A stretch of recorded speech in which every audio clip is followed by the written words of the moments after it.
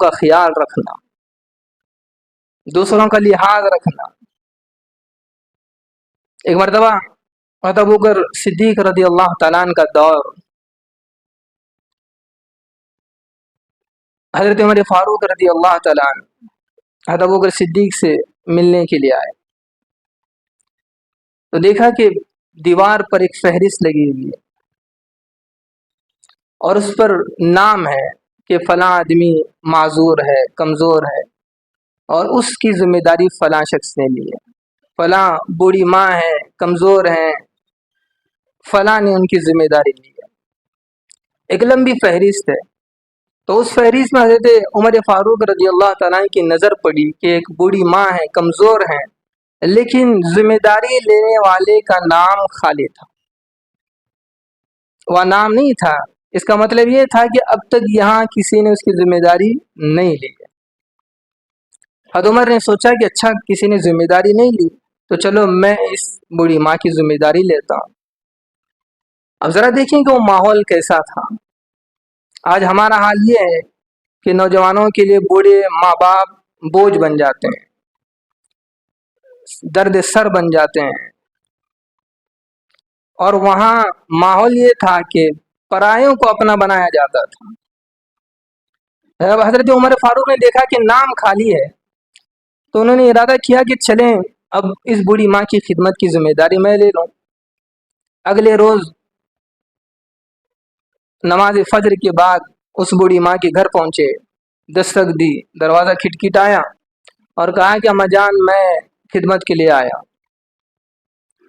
اور خدمت کیا کرنی تھی کہ کنویں سے پانی لانا تھا، جھاڑو مارنا تھا، برتن دھونے تھے تاکہ اس بوڑھی ماں کے کام میں آسانی ہو۔ جب حضرت عمر فاروق نے دروازہ کھٹکھٹایا اور کہا کہ میں خدمت کے لیے آیا ہوں، تو اس بوڑھی ماں نے کہا کہ خدمت کرنے والا آتا ہے، اور وہ آج بھی آیا تھا اور خدمت کر کے چلا گیا۔ اب حضرت عمر فاروق حیران کہ کس بندے نے خدمت کی، نام تو وہاں کوئی نہیں تھا، کسی کا نام نہیں تھا۔ تو حضرت عمر فاروق نے اس بوڑھی ماں سے کہا کہ کون آیا تھا، اس کا کیا نام تھا؟ تو بوڑھی ماں نے کہا کہ نام تو میں نہیں جانتی اور نہ اس نے کبھی مجھے بتایا۔ حضرت عمر فاروق نے کہا کہ اچھا اس کی شکل و صورت تو یاد ہے کہ اس کی شکل و صورت کس طرح تھی؟ بوڑھی ماں نے کہا کہ وہ جب آتا ہے تو دروازہ کھٹکھٹاتا ہے، میں دروازہ کھولتی ہوں تو وہ کہتا ہے کہ پردہ کرو، میں دوسرے کمرے میں جاتی ہوں اور جب وہ کام سب نپٹا دیتا ہے، سمیٹ لیتا ہے، تو پھر دروازہ دستک مارتا ہے اور کہتا ہے کہ پردہ ختم ہو گیا۔ تو میں نے آج تک کبھی اس کا چہرہ نہیں دیکھا اور نہ اس نے کبھی مجھے دکھایا۔ حضرت عمر فاروق حیران کہ کون ہے کہ جس کا نام بھی پتہ نہیں، جس کے چہرے کو بھی بوڑھی ماں نے دیکھا نہیں، اور وہ کسی کو ظاہر بھی نہیں کرنا چاہتا۔ تو حضرت عمر فاروق نے سوچا کہ اچھا میں فجر سے پہلے آؤں تاکہ خدمت کر لوں۔ تو اگلے روز فجر سے پہلے آپ پہنچے، دروازے کو دستک دی، تو بوڑھی ماں سے کہا کہ خدمت کے لیے آیا ہوں۔ اس بوڑھی ماں نے کہا کہ خدمت والا آیا اور خدمت کر کے چلا گیا۔ اب حضرت عمر فاروق کے اندر اور جستجو بڑھ گئی کہ آخر کون بندہ ہے جو اس قدر اس بوڑھی ماں کی خدمت میں لگا ہوا ہے۔ حضرت عمر نے ارادہ کیا کہ میں ایسا کرتا ہوں کہ اگلے روز عشاء کے فوراً بعد آؤں اور چھپ کر دیکھوں کہ آخر کون ہے۔ اگلے روز عشاء کی نماز کے فوراً بعد بوڑھی ماں کے گھر آئے اور کہیں آپ چھپ گئے، انتظار کرتے رہے کہ کون ہے۔ اور ادھر ایک آدمی دیر رات جب سارے لوگ سو گئے اور رات کا اندھیرا بالکل چھا گیا تو دبے پاؤں، بہت ہلکے ہلکے پاؤں سے آ رہا ہے، اور جب قریب آیا تو حضرت عمر فاروق فوراً کھڑے ہو گئے اور فرمایا من انت، تم کون ہو؟ تو جواب میں حضرت ابوبکر صدیق رضی اللہ تعالیٰ عنہ کی آواز آئی کہ میں ابوبکر ہوں، امیر المومنین۔ حضرت عمر فاروق حیران کہ امیر المومنین آپ، اور اتنی دیر رات گئے آپ اس بوڑھی ماں کی خدمت میں، اور وہاں نام میں فہرست میں تو آپ کا نام نہیں ہے۔ تو ابوبکر صدیق نے کہا کہ میں نہیں چاہتا تھا کہ کوئی مجھے جانے، میں بس تو یہ اللہ کے لیے کر رہا۔ اور جب آپ کے پیروں کو دیکھا تو جوتے نہیں تھے۔ حضرت عمر فاروق نے کہا کہ جوتے نہیں ہیں جوتے ہیں نہیں یا گھر چھوڑائے. تو بات یہ بتانا تھا کہ دیکھیں صحابہ کے اندر دوسروں کا خیال کس قدر تھا.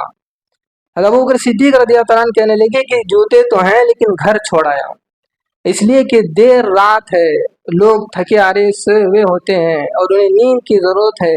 کہیں ابوبکر کے جوتوں کی آواز سے ان کی نیند میں خلل نہ پڑ جائے، اس لیے میں جوتے گھر چھوڑایا. اسلام تو اس طرح کی زندگی چاہتا ہے، اسلام اس طرح کے کردار چاہتا ہے. وَقُل رَّبِّ زِدْنِي عِلْمًا. الحمد لله نحمده ونستعينه ونستغفره ونؤمن به ونتوكل عليه ونعوذ بالله من شرور أنفسنا ومن سيئات أعمالنا. من يهده الله فلا مضل له ومن يضلله فلا هادي له. ونشهد أن لا إله إلا الله وحده لا شريك له.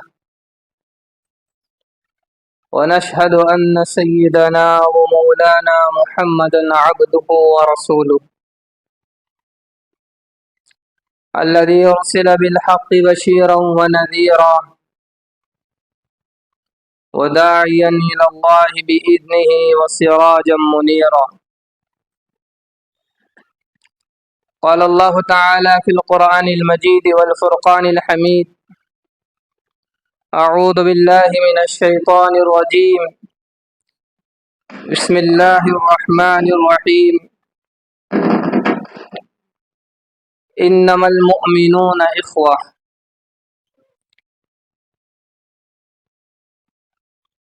قال رسول الله صلى الله عليه وسلم: المسلم من سلم المسلمون من لسانه ويده، أو كما قال عليه الصلاة والتسليم. رب اشرح لي صدري ويسر لي أمري واحلل عقدة من لساني يفقهوا قولي. اللهم صل على سيدنا محمد وعلى آل سيدنا محمد وبارك وسلم. اسلام ایک عالمی دین ہے، ایک عالمی تہذیب ہے. اسلام کی خوبی یہ ہے کہ یہ دین فطرت ہے، اور اس کا کمال یہ ہے کہ اسلام نے ہر دور، ہر زمانے، بلکہ ہر موڑ پر انسانیت کو زندگی گزارنے کے طریقے بتائیں، بلکہ خوشگوار گھرانہ، سماج، ماحول بنانے کے رہنما اصول عطا کیے. اسلام نے ہمیں ایک سوچ دی ہے، ایک فکر، ایک نظریہ اسلام نے ہمیں دیا. انما المؤمنون اخوہ. وہ نظریہ، وہ سوچ کہ مسلمان مومن آپس میں بھائی بھائی ہیں.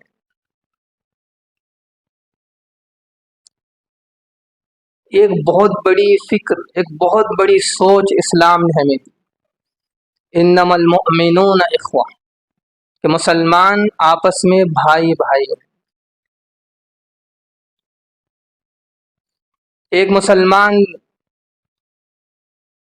دوسرے کو کس بنیاد پر پہچانے گا؟ قومیت کی بنیاد پر، وطنیت کے بنیاد پر نہیں.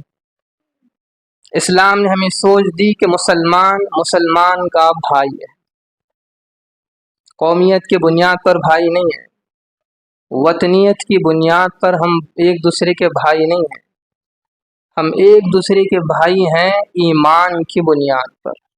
انما المؤمنون اخوہ. ایک بھائی وہ کہلاتا ہے جو خون کے رشتے سے ہو، جس کے ماں باپ ایک ہوں، یہ بھائی کہلاتا ہے. اور ایک بھائی وہ ہے جو اللہ رب العزت کے ایمان کے رشتے سے قائم. کسی نے کلمہ پڑھا اور وہ مسلمان ہو گیا، اب یہ ایمانی بھائی ہے، چاہے وہ دنیا کے کسی کونے میں بھی رہے، اس کا کسی ملک سے تعلق ہو، کسی شہر سے اس کا تعلق ہو، وہ دنیا کے کہیں کسی بھی حصے میں رہے، اب چونکہ اس نے کلمہ پڑھا ہے تو اب وہ ہمارا ایمانی بھائی ہے، چاہے ہم اسے جانتے ہوں یا نہ جانتے ہوں، ہمیں اس کے نام کا علم ہو یا نہ ہو. اب میرا اور اس کا جو رشتہ قائم ہوگا وہ ایمان کی بنیاد پر قائم ہوگا. یہ اتنی بڑی سوچ اسلام نے ہمیں دی کہ ہم ایک دوسرے کو قومیت کی بنیاد پر نہ پہچانیں، وطنیت کی بنیاد پر نہ پہچانیں، کہ میرا اور اس کا رشتہ ایمان کی بنیاد پر ہو. اب جب سب ایمان والے آپس میں بھائی بھائی کی طرح ہیں تو پھر مل جل کر رہنا بہت آسان چیز ہو جائے گی. چنانچہ اسلام نے ہمیں یہ پیغام دیا، یہ ترغیب دی کہ جب ہم کسی سے ملیں، کسی سے ملاقات کریں، جب بندہ کسی سے ملتا ہے، ملاقات کرتا ہے، تو سب سے پہلا تاثر جو دوسرے بندے کو پہنچتا ہے وہ انسان کے چہرے کے اثرات ہیں. چہرے کے تاثر سے انسان کی شخصیت کا پتہ چلتا ہے. انسان کے چہرے کا تاثر انسان کے بہت سی چیزوں کو کھول کر رکھ دیتا ہے. اب یہ تاثر بتائے گا کہ یہ محبت کرنے والا ہے یا دشمنی کرنے والا ہے، یہ دوست ہے یا دشمن ہے، اخلاق اس میں ہے یا بد اخلاق ہے، کردار والا ہے یا بد کردار ہے، محبت کا ارادہ ہے یا دشمنی کا ارادہ ہے، طبیعت میں نرمی ہے یا پھر طبیعت کی سختی اس میں پائی جاتی ہے، اس میں تواضع ہے یا غرور اور تکبر ہے. یہ ساری چیزیں انسان کے چہرے کے اثرات سے پتہ چل جاتی. اب چونکہ چہرے کے اثرات اتنا بڑا رول اس کا ہوتا ہے تو پھر اسلام نے ہمیں ترغیب دی، اسلام نے ہمیں پیغام دیا وَلَا تُصَعِّرْ خَدَّكَ لِلنَّاسِ، کہ جب تم لوگوں سے ملاقات کرو اور لوگوں سے ملنے لگو تو چہرہ بالکل کھلا ہوا، شگفتہ چہرہ، مسکراتا چہرہ، چہرے کے تاثر میں محبت ہو، پیار ہو، الفت ہو. ایسا نہ ہو کہ گال پھگے ہوئی ہیں، آنکھیں بالکل چڑی ہوئی ہیں اور ماتھے پر بل پڑ گئے ہیں. جب کوئی بندہ اس کیفیت سے کسی سے ملتا ہے کہ گال بالکل پھگی ہوئی ہیں، آنکھیں چڑی ہوئی ہیں اور ماتھے پر بل ہیں، تو پھر سامنے والا بندہ حیران رہ جاتا ہے، وہ سوچنے پر مجبور ہوتا ہے کہ اس کے دل میں کس قدر نفرت ہے، کس قدر دشمنی ہے، عداوت ہے. اب چونکہ چہرے کے اثرات یہ چیزیں عیاں کر رہی ہیں تو اسلام نے ہمیں ترغیب دی وَلَا تُصَعِّرْ خَدَّكَ لِلنَّاسِ، کہ جب لوگوں سے ملو تو بالکل خوش دلی کے ساتھ، مسکراتا ہوا چہرہ، شگفتہ چہرہ، چہرے کے تاثر میں پیار ہو، محبت ہو. اب یہ چہرے میں مسکراہٹ، یہ پیار، یہ محبت اور یہ کھلتا ہوا چہرہ کیا صرف مسلمانوں کے لیے خاص ہے؟ کہ ہم کسی مسلمان کو ملیں تو اس کیفیت سے ملیں۔ اسلام نے ہمیں پیغام دیا وَلَا تُسَعِّرْ خَدَّكَ لِلنَّاسِ، یا مسلمانوں کی قید نہیں لگائی، بلکہ قرآن کہہ رہا ہے کہ تم جس کسی سے بھی ملو، چاہے وہ مسلمان ہو کافر ہو، چاہے وہ کسی مذہب سے اس کا تعلق ہو، کسی ملک سے اس کا تعلق ہے، تو اللہ کے بندے، الخلق عیال اللہ، کہ مخلوق یہ اللہ کی عیال ہے۔ تو اسلام نے یہ پیغام دیا کہ تم جس کسی سے بھی ملو، کھلتا ہوا چہرہ ہو، مسکراتا چہرہ ہو، چونکہ اسلام زندگی گزارنے کے طریقے بتاتا ہے۔ اسلام بس خاص اعمال کا نام نہیں ہے، مخصوص اعمال کا نام اسلام نہیں ہے، اسلام تو زندگی کا نام ہے، اسلام معاشرت کا نام ہے۔ تو اسلام نے ہمیں اتنے پاکیزہ رہنما اصول دیے، 3 اصول اسلام نے ایسے دیے ہیں کہ جو بندہ ان اصول کو اپناتا ہے، یا جو گھرانہ اس اصول کو اپناتا ہے، جو سماج اس اصول کو اپناتا ہے، اس گھرانے میں خوشیاں ہی خوشیاں ہوں گی، بھلائی ہی بھلائی ہوگی، سکون اور چین ہوگا۔ پہلا اصول تو اسلام نے یہ دیا کہ جب بھی ہم کسی سے ملیں مسکراتا چہرہ ہو۔ اب دیکھیں، جب گھر میں ہر کوئی جب کسی سے مسکرا کر ملے گا، خوشی خوشی ملے گا، تو بتائیں کہ کیا کہیں اس گھر میں اب کوئی جھگڑے اور کسی قسم کی سازش ہوگی؟ کہ ہر کوئی کسی سے مل رہا ہے، خوشی سے مل رہا ہے، اس کے چہرے پر خوشیاں ہیں، کوئی ماتھے پر شکن نہیں ہے۔ اور جب دوستوں سے مل رہا ہے، رشتہ داروں سے مل رہا ہے، خوش دلی کے ساتھ مل رہا ہے، اور جب سماج میں یہ ماحول ہو تو پھر وہاں کیا کوئی خرابی ہوگی؟ اسلام نے یہ پہلا اصول بتایا کہ جب بھی کسی سے ملو مسکراتے ہیں۔ دوسرا اصول اسلام نے بتایا، جب کوئی انسان گفتگو کرتا ہے، انسان کی گفتگو سے اس کی شخصیت کا اندازہ ہوتا ہے۔ انسان کی گفتگو اس کے اندر کے کو باہر کر دیتی ہے، اس کی گفتگو کا انداز بتاتا ہے کہ یہ مہذب ہے یا وحشی ہے۔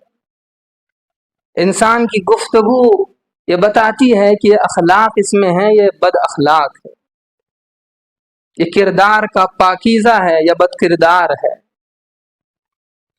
انسان کی گفتگو یہ طے کرتی ہے کہ اس کے مزاج میں نرمی ہے یا سختی ہے۔ اب گفتگو چونکہ اس قدر اہمیت رکھتی ہے تو پھر اسلام نے حکم دیا وَقُولُوا لِلنَّاسِ حُسْنًا، اسلام نے یہ ترغیب دی کہ جب تم کسی سے گفتگو کرو تو اس گفتگو میں نرمی ہو، وہ گفتگو بھلی ہو، اچھائی اس میں ہو، گفتگو کا طریقہ سلیقہ اس میں ہو، گفتگو کے آداب اس میں ہو کہ بڑوں سے کس طرح آداب کی جائے، گفتگو کی جائے، چھوٹوں سے کس طرح گفتگو کی جائے، ایک دوسرے کے مقام و مرتبے کا لحاظ کرتے ہوئے گفتگو کی جائے،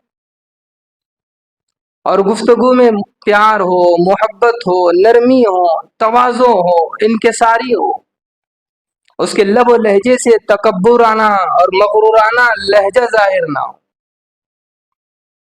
اور گفتگو ایسی ہو کہ اس کے دل میں اتر جائے۔ اب ذرا دیکھیں کہ جب کوئی بندہ اس طرح گفتگو کرتا ہے، اور اسلام اس طرح کی گفتگو کرنے کا حکم دیتا ہے، اس قسم کی گفتگو صرف مسلمانوں کے ساتھ نہیں ہے کہ جب تم کسی مومن بندے سے ملو تو اس طرح کی گفتگو کرو، اور یا کسی کافر سے، کسی اور ایمان، کسی اور مذہب سے تعلق رکھنے والے سے ملاقات کرو تو پھر گفتگو کا انداز الگ ہو۔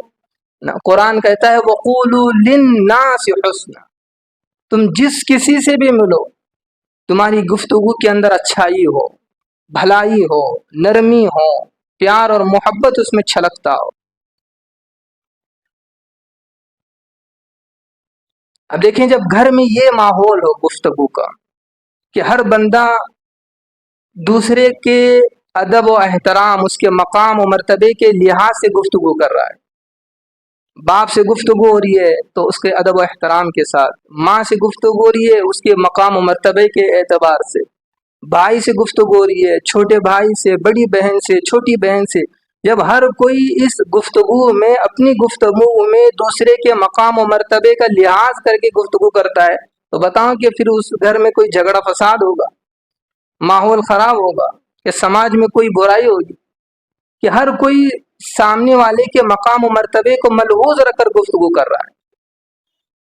اور اسلام یہی پیغام دینا چاہتا ہے، وَقُولُوا لِلنَّاسِ حُسْنًا، کہ تم جب گفتگو کرو لوگوں کے ساتھ تو اس میں نرمی ہو، اچھائی ہو، بھلائی ہو، پیار اور محبت ہو۔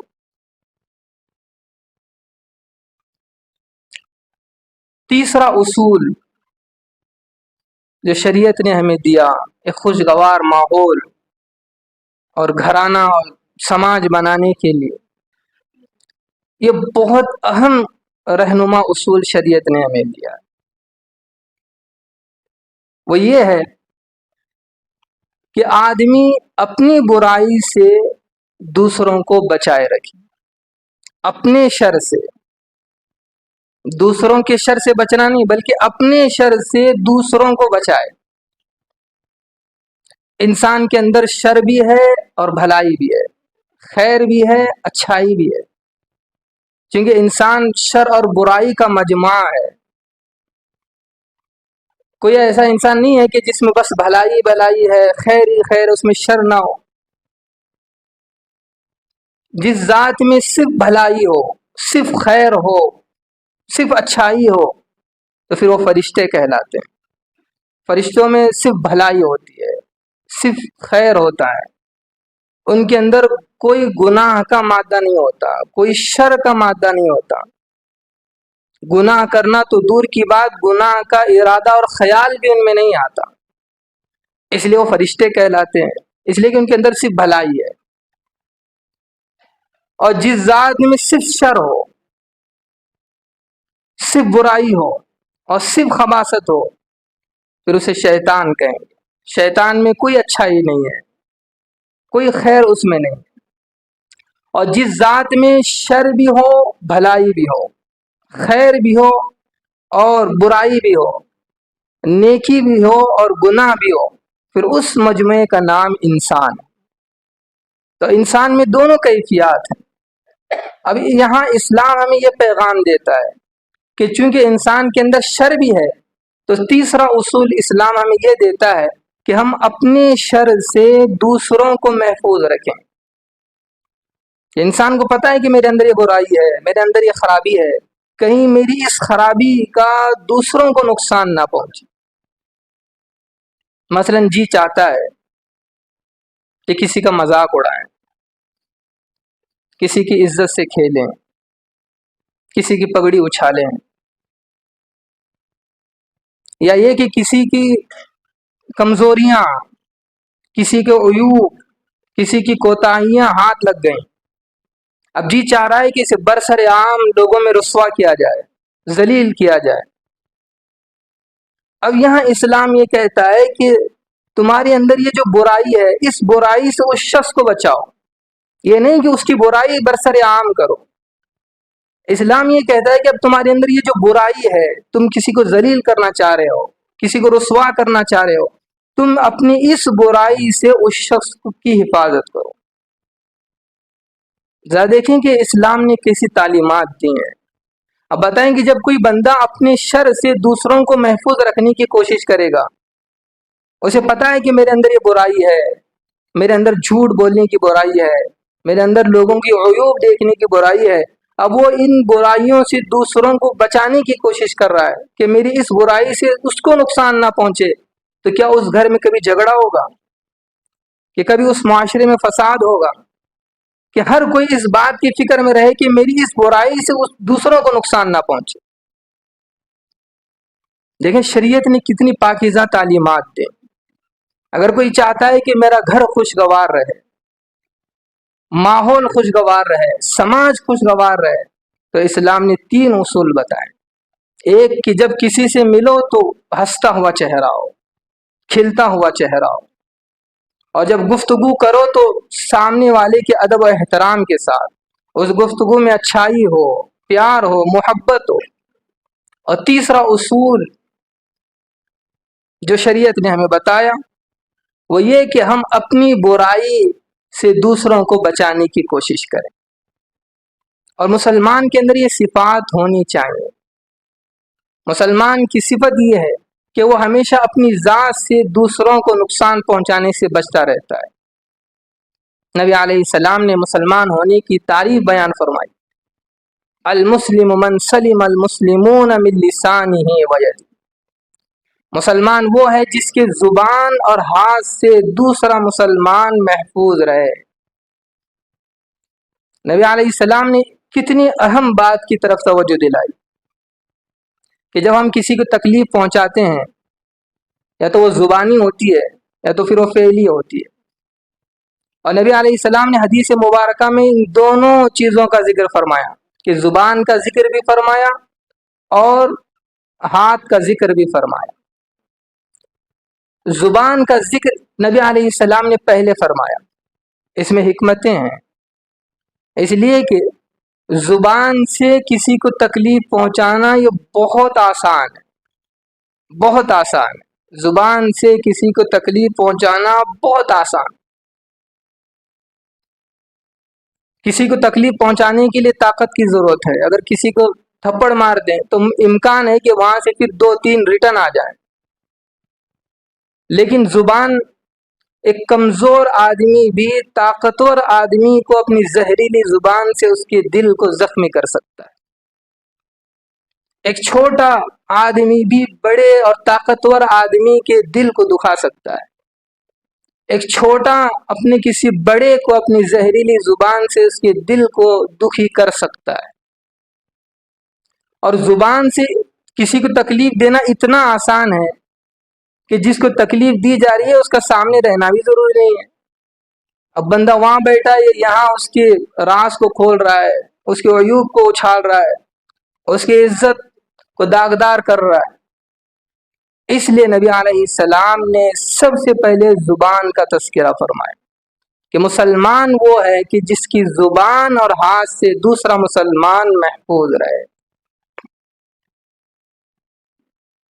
اب ذرا دیکھیں کہ کیا یہ صفات جو مسلمان ہونے کی نبی علیہ السلام نے بتائی، اور ایک خوشگوار ماحول اور ایک خوشگوار گھرانے کے لیے جن اصولوں کی ضرورت ہے، کیا وہ ہم میں پائی جاتی ہیں؟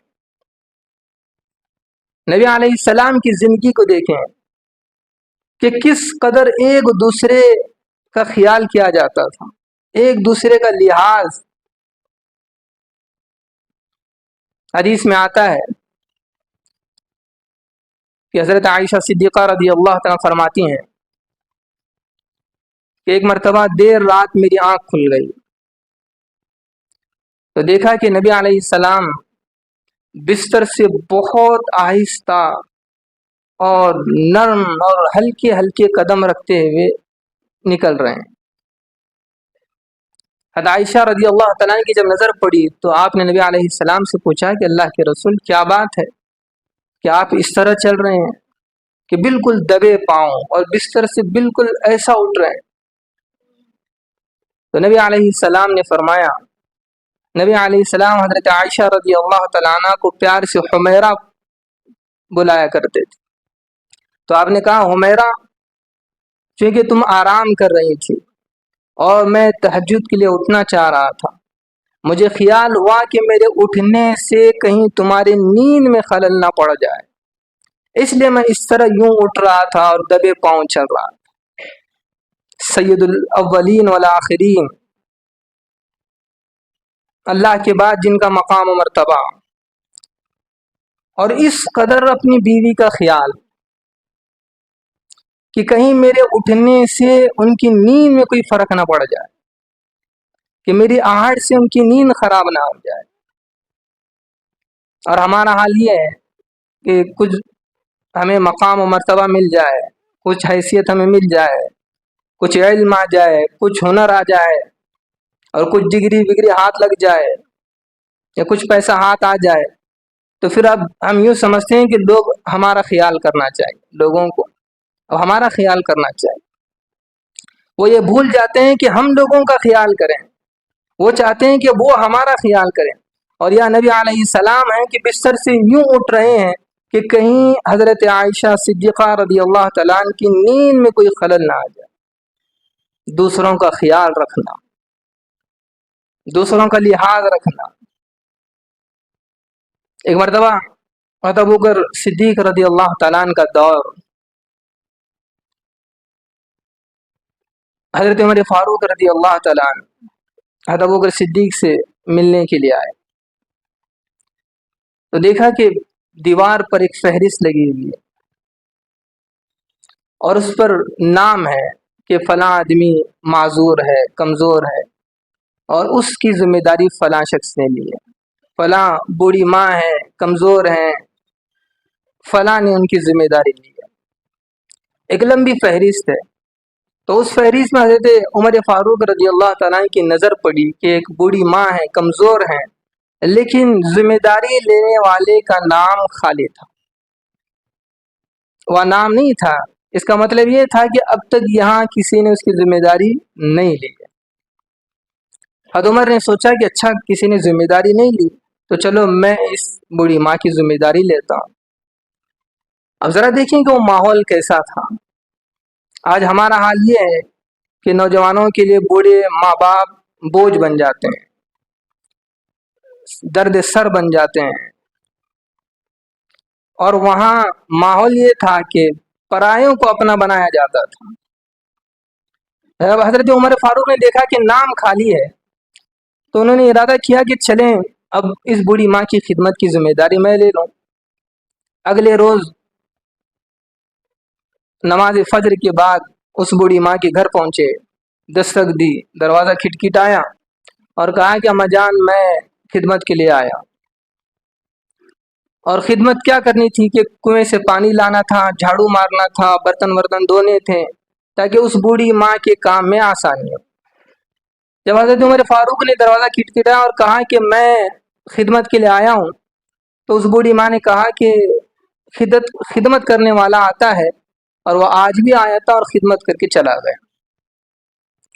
اب حضرت عمر فاروق حیران کہ کس بندے نے خدمت کی، نام تو وہاں کوئی نہیں تھا، کسی کا نام نہیں تھا۔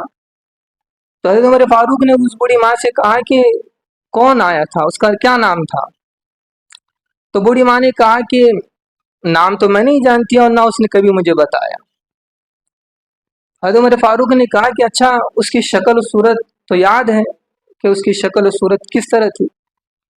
بوڑھی ماں نے کہا کہ وہ جب آتا ہے تو دروازہ کھٹکھٹاتا ہے، میں دروازہ کھولتی ہوں تو وہ کہتا ہے کہ پردہ کرو، میں دوسرے کمرے میں جاتی ہوں اور جب وہ کام سب نپٹا دیتا ہے، سمیٹ لیتا ہے، تو پھر دروازہ دستک مارتا ہے اور کہتا ہے کہ پردہ ختم ہو گیا۔